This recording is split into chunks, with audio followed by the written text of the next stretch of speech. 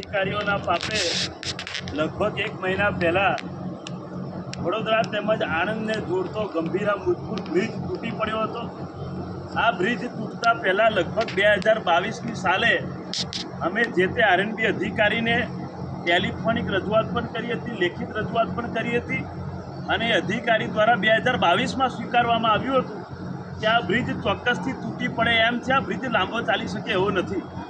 છતાંય 2022થી જો અધિકારી પોતે સ્વીકારતા હોય છતાં એને લાંબા વર્ષ સુધી ચાલુ રાખવામાં આવ્યો। અમે ના પાડતા હતા કે આ બ્રિજને તાત્કાલિક ધોરણે બંધ કરવામાં આવે, છતાંય ચાલુ રાખીને છેલ્લે અંતે આટલી મોટી દુર્ઘટના બની, તેમાં અનેકો લોકોના જીવ ગયા છે, અનેકો પરિવારના મોભી પણ મૃત્યુ પામ્યા છે।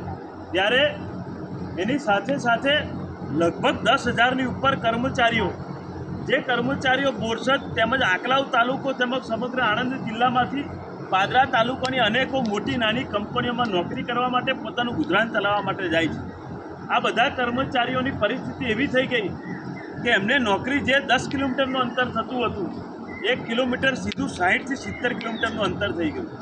જ્યાં આગળ 1 કલાકથી ઓછો સમય લાગતો હતો જવામાં, એ સમય લગભગ 3 કલાકનો થઈ ગયો।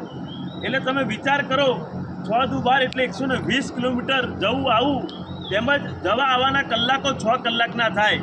8 કલાકની નોકરી હોય, 6 કલાકના બીજા અન્ય કલાક થાય, 14 કલાક એમને પોતાના જીવનના આ કંપનીની પાછળ આપવા પડે છે।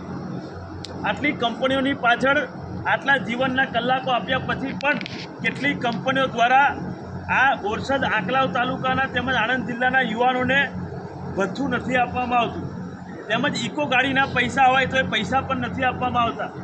5-10 મિનિટ લેટ થાય તો આખો દિવસ કાપી નાખવામાં આવે છે। મૂળ વસ્તુ એ છે કે સરકાર દ્વારા, કલેક્ટર દ્વારા જાહેર કરવામાં આવ્યું હતું કે દરેક કંપનીઓ પોતપોતાની જાતે તમામ કર્મચારીને સાચવી લેશે, પરંતુ સાચવવાની તો દૂર વાત છે। તમે જોઈ શકો છો, આસોદર ચોકડીએ પહેલાં એક કંપનીના મિત્રોએ આંદોલન કર્યું, એની પછી ઉમેટા ચોકડીએ સંજય સિવાય બધા મિત્રોએ આંદોલન કર્યું। વારે ઘડીએ લોકોને આંદોલન કરવા પડી રહ્યા છે, કારણ કે લોકોનો પગાર 12-13 હજાર રૂપિયા છે, 50,000 રૂપિયા પગાર કોઈનો નથી।